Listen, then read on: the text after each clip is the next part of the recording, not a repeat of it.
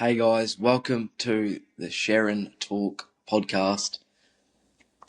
It is right now 15th of May on a Friday.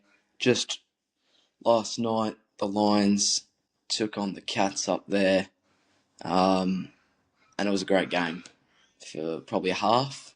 Geelong definitely showing their class for sure, beating the Lions by confident and comfortable 41 points. The Lions kicked 11-10 to the Cats 17-15. Cats probably could have blown it out to probably a 9-10 goal win. Slightly inaccurate, but they're definitely going to be a problem for the competition. So first quarter, 35-13, going the Cats' way, and then Lions, they went and drew. They levelled the scores. Second quarter, so they went on a burst. I think so, kicked something like 4 goals in the second term without the Cats kicking one, so they drawed it back. But the Cats, just that third quarter, Sean Manor, unreal. He had 30 touches and kicked 5. So, bit of a stat for you here. The Lions did not hit the lead once. Second quarter, Charlie Cameron kicked a goal halfway through, scores level, and then Ollie Henry kicked a goal, Cats lead by a goal, and then Levi Ashcroft kicked a ripper from the boundary, level scores again, and then a couple behinds from Dempsey and Morris, and then the Cats leading by 2 goals at half time, so very much anyone's game, and then just at the start they came out burning. A couple chances, Logan Morris, a couple behinds for him, but then Oisin Mullen kicks a goal at the back. His hard run just got away from Lachie Neale. He's going to be such a weapon for the Cats. And then they just went berserk almost. Oisin Mullen, and then Sean Manor just went bang, bang, bang. So kicked 3 in about 4 minutes. He was on fire, and that really just extended that lead. Ollie Henry kicking another goal. Jezza kicked a goal, and then the Lions kicked a couple late, and they were coming towards the end of that third quarter, and they had a shot. I think it was Connor McKenna. Tough shot snapped from the boundary after the sign, 3/4 time. So I reckon it was 5 goals at that point. 30 points to the Cats. Lions kicking last 2 in the quarter, so they were surging. And then, just missed it. And you just feel like kicks that, you kick 3 quick ones to bring it back to a 4-goal lead, heading into 3/4 time. The way the Lions are and the way they play, they can kick. So they showed that in the second quarter. Just they can kick 5 on you in 5 minutes. So that really would have enlightened them, but missed it. 29 points at 3/4 time, and then you just felt that for the Lions to come back and win, they had to kick the first goal of the last. Doesn't necessarily need to be quickly. They couldn't let the Cats kick the first and just put it back out to 6 goals, and would have deflated them.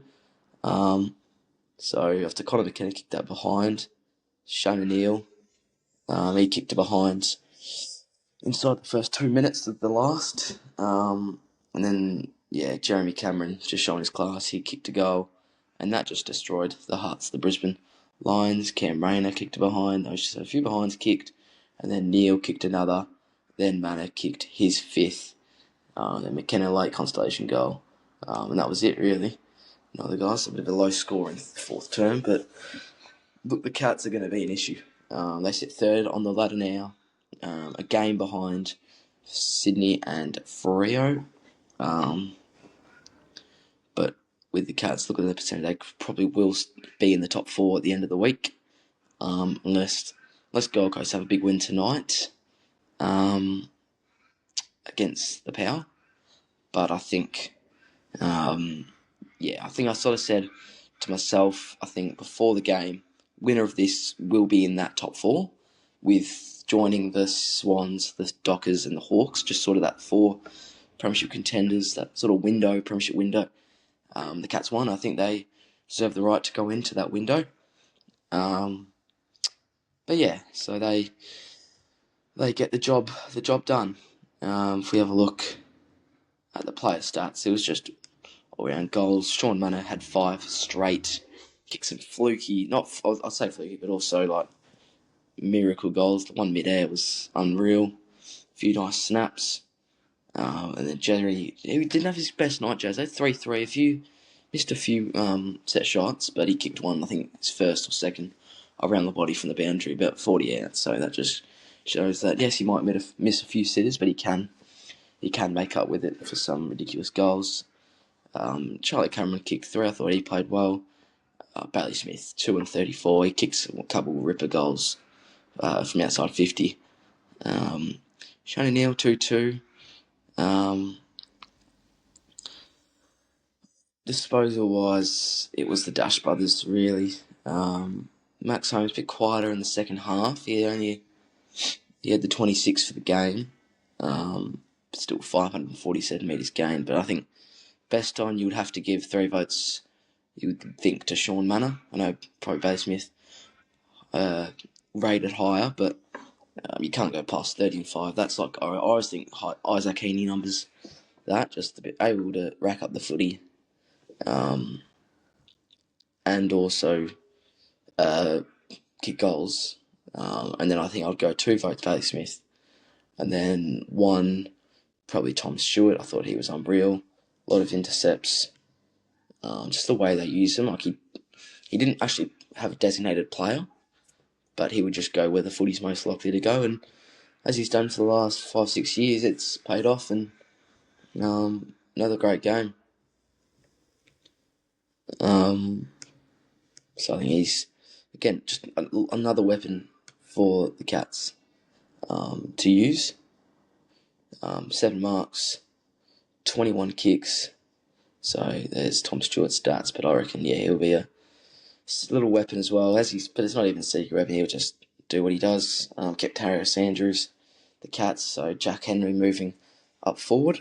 Hasn't played that, I think, in like 4 years. So for him to go up there and take Harris Andrews out of the game, push up on him, because Harris loves to be kick inside 50, where that's going to land and intercept and spoil. Still did a couple of times, but he's always going to do that. One of the best key defenders in the comp. So I took him out of the game. Only of the 12 disposals. But I think it's much half the lines. Levi Ashcroft had a ripper game. 28 and 1. 2 clearances, 439 metres gained, 2 tackles, 17 kicks. Yeah, so I think he'll be an upcoming star for them.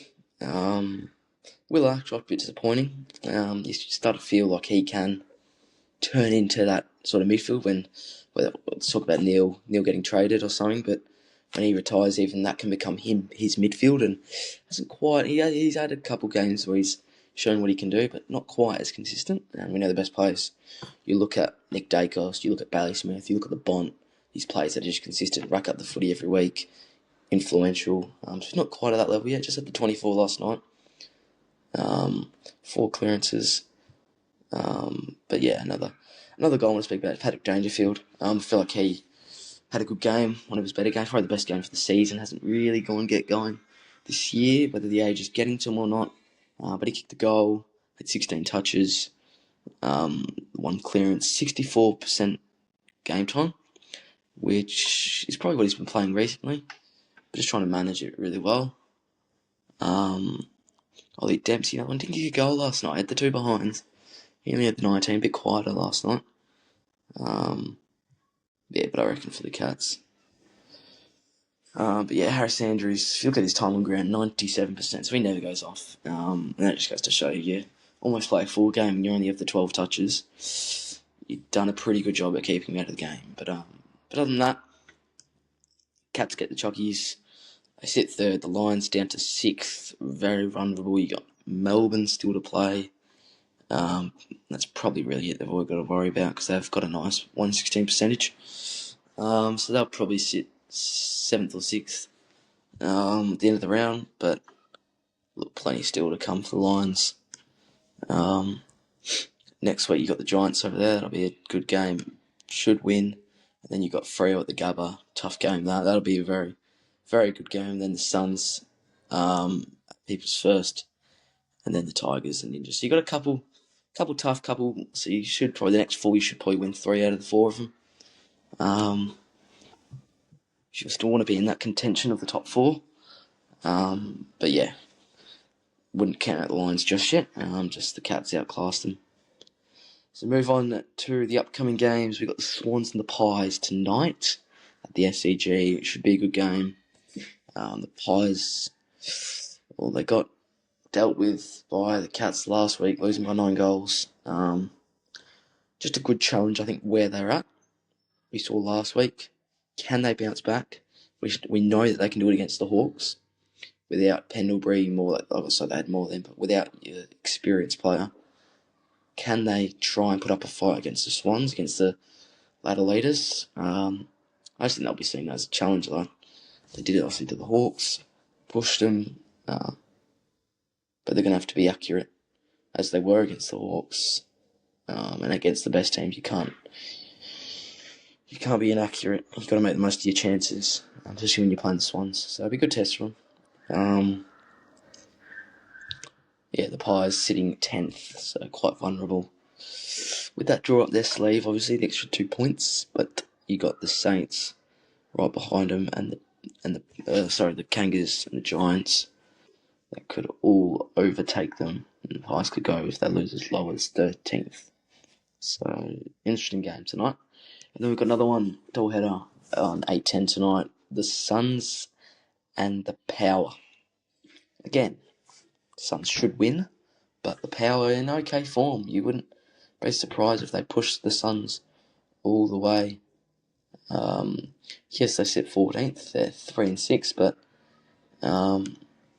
if we look at the Power's the games, this whole season, they could have really. So they lost to North first game of the season by 46, and then smashed the Bombers, and then the lost to the Eagles, so by 2 points. Should have easily won that. Beat the Tigers, lost to the Saints, and then lost to the Hawks by 3. Should have won that, so there's 2 wins that they could have won. Beat the Cats, so they were very happy with that. And then, you lose to Crows by 2 and Dogs by 2. So you got sort of 4 games within 3 points that you've lost. So they could have easily won those 4. And suddenly you're sitting 7-2. And you're probably up in the top 4. So again, you have scenes like that, but that doesn't show where they're at as a team, I don't think, without your captain, Rosie. They'll push for a wild card. I don't know if they'll quite get there, but a good test tonight again. Can they try and pull off a win? We know it's up in Darwin, it's the Suns' fortress. Again, just another opportunity, another test to see where they're at. And then they've got the Blues at Adelaide, and they've got the Eagles again, and then Swans at Adelaide, and then they go to the MCG against the Pies. So, a couple of winnable games upcoming. But look, it'll be another interesting sort of game. And then we move on to Saturday when the Crows take on North. I reckon this will be one of the games of the round. Interesting, intriguing, I think. If North they should, I'm very surprised if Crows do smash them, but I think just North, they're not in a rebuild anymore, I don't think. They've sort of done that. They've got experience. They've got, when you bring in guys like Luke Parker and Jack Darling and Caleb Daniel to help mentor these young guys coming through, McKercher, Sheasel, O'Sullivan. But look, I reckon over in Adelaide, again, just a nice little test. Just see where you're at. Adelaide haven't quite hit their peak this season. Still sitting in 8th, so they're still getting the wins. They're 5-4, but if they can win this, try and get back to their best. For North, 4-5. Coughed up a few. They pushed Sydney all the way, lost by the 8. So they've got that confidence with them that they are are up there with the best, and they were very inaccurate last week, North. So they could have easily snatched the win, kicking 14-13 to the Swans 16-9. So 27 scoring shots to 25. So North definitely, could have won that. And then we look on the inside 50s, 67-51 going the way of North. So when you have 16 extra more inside 50s, it does kill you. And probably should have won in a way. Swans, they showed their class, but don't reckon they were fully on. Disposals 403 to 347, going the way of North. But the Swans just very efficient. Didn't miss many set shots, I don't think. But North winning the clearances. So they're definitely up there with the best, and they can push. But as we've seen, they can just show their inexperience a little bit. The younger group against the Eagles. But look, again, to try and this is an easy winnable game for them. But I reckon that'll be a cracker. And then we go D's Hawks. So at the G, again, I reckon that'll be a cracker. So got a few good games this week. The D's sitting 7th. I don't think they'd be very happy with that. They've won a few close games. They're 6-3 to the Hawks, who are in a bit of a bad patch at the moment. Ever since that Port win by 3, they've sort of, drawn with the Pies, and then you lost to the Dockers, where a game you should have won. You're up by 3 goals with 7 minutes to go, and you coughed that up. I thought the defence did hold up strong. The amount of times it kept, the Freo kicked, I think it was 5-6 in the last quarter, they did, and I had a few inside 50s as well. So Freo could have really blown it out, but for the Hawks defence to hold up strong. But I think a chance to try and bounce back this week. But look, I think it's just 2 fun teams that like to move the ball quickly. It should be quite an exciting game, I reckon. Cozzy, does he get tagged again? Got tagged last week. Only had the 14 disposals. So I think that'll be interesting. Do they tag him, take him fully out of the game? We know how much an influence he is. His excitement, the way that he can get forward and kick goals. So on the Anzac Cave game, had 30 odd and kicked 4. So do the Hawks do something about that? The D's bring in Trent Rivers. So he played the VFL last week. A good game against the Blues. They got smashed by, I think, 120, but he's done enough, and they welcome Daniel Turner back into the side. Again, another big player for their team. Intercepts. But then you lose Caleb Windsor, I think, with a toe. So, so fill the midfield. So you got Steele, you got Cozzy, Tholstrup, you'd think would play a bit of midfield.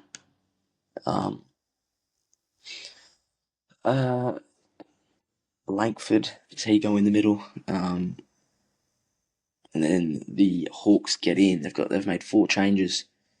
They get in Henry Huswaite, Cal Shadir, Harry Morrison, and Finn McGuinness. And then they lose a few stars here. Tom Barras, Connor Nash, Jack Gunston, and Sam Butler omitted. So, look, you got 3 big injured outs there for the Hawks. Connor Nash being a huge part of their clearance game. We know Hawthorn haven't probably got the strongest midfield and the best clearance game, but he's a huge part. He's physical, gets the hard ball. Him and Jai Newcomb. So someone's going to need to go with Jai tomorrow. Sorry. Because D's got a good clearance game with you got your Steele, your Cozzies. Because someone's going to need to go with Jai, but and then Tom Barras, huge player. Was probably going to go on Myercheck or Van Rooyen, but now one of them's going to be. I think one of them will have Battle. The other one might have Sicily. It depends where they play him. And then Gunston kicked 5.5 last week, and then been a bit quiet. But he's huge out as well. Just Hawthorn's depth will be tested a little bit, I think. We know great AFL teams have great depth. You look at Brisbane, you look at Geelong, and this will be just a test to see how deep we see. I think it was a couple of years ago.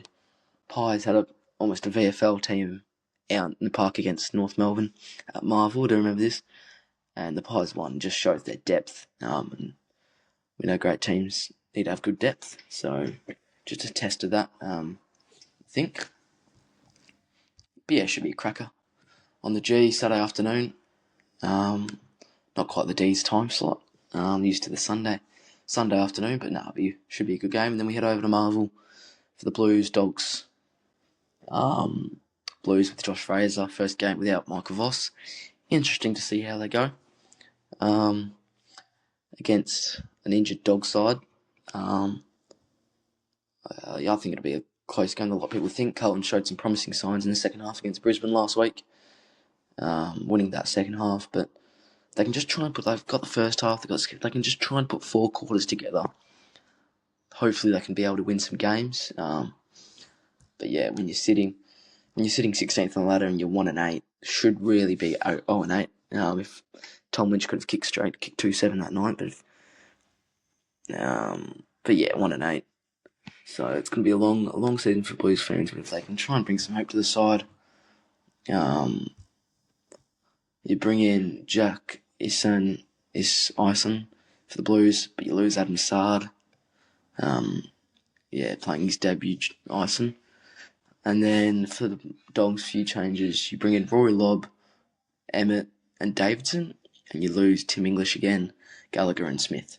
So, yeah, I think we're in for a cracker again. There's a few very good games. The Dogs, they've started 4-0, and now the last 5 games have been 1-4. So, look, interesting again.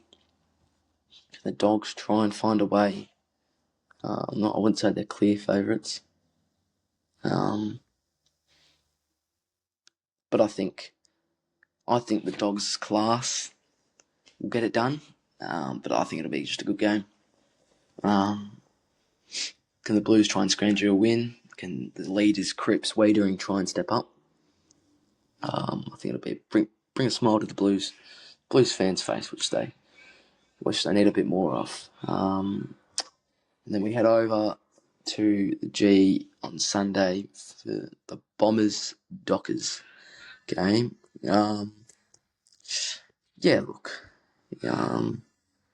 Dockers should easily win. Bombers push the Giants right to the end over there, so they are capable of playing good footy. You've got stars like Archie Roberts racking up 42.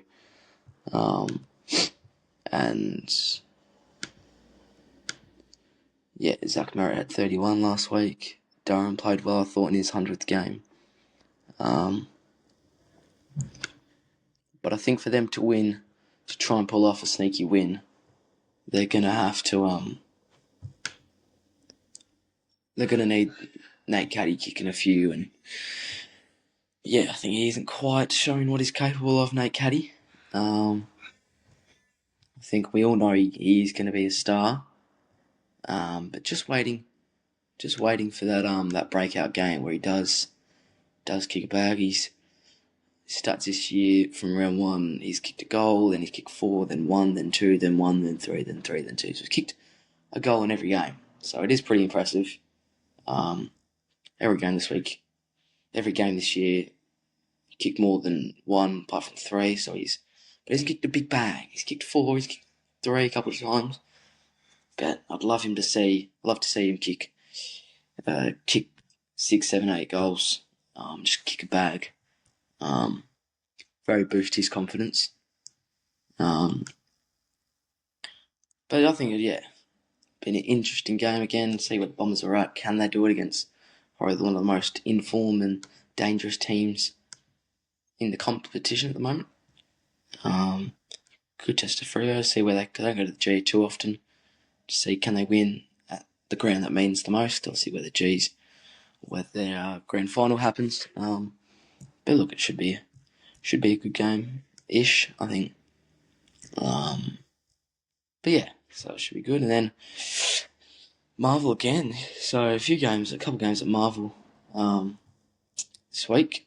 the Saints take on the Tigers. Yeah, I think the Saints need to do something. They welcome in Jack Higgins back. Charlie Banfield playing his debut. Dyson Wilson playing his 50th. The Tigers introduce Sam Grill, Liam Fawcett, Caleb Smith, Samson Ryan, Noah Roberts Thompson. So playing his debut, Noah Roberts Thompson. So yeah, again another way of see where the Tigers are at. Saints do need to start getting on the roll. I think they spent all this money not getting for what they deserve. Started really well against Gold Coast last week, I think. 32-7 at quarter time. And then they kicked just 4 behinds in the second quarter. The Suns 6-3 and they're down by 10 at half time. So they just need to sort of play the full quarters out. In the second half, only kicking 28 points. A bit disappointing after kicking 32 in the first. So, yeah, we know the Saints are. And then doing it up there is also makes it even harder.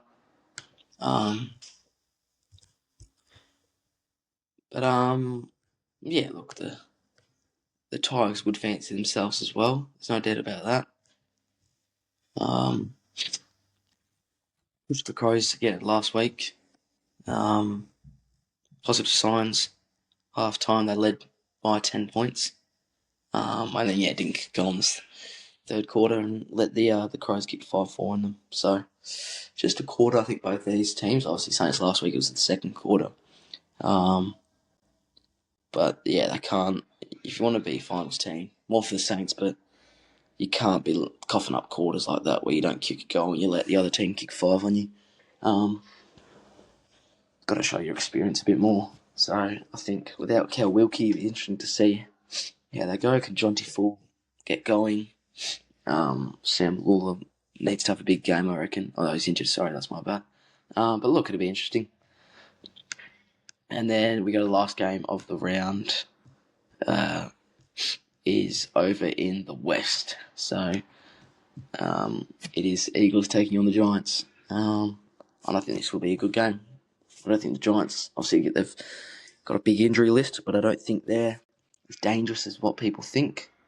Showed last week, nearly lost to a very young Essendon side and very inexperienced, but I think they got their back line. You got Ash, Whitfield down there, and then you've got Finn Callaghan running rings. But I think the Eagles, I think it'll be a lot closer game than a lot of people think. Over there as well plays a part. The Eagles only lost by 5 goals to the D's. Probably never in it, but they did show some positive signs, I thought.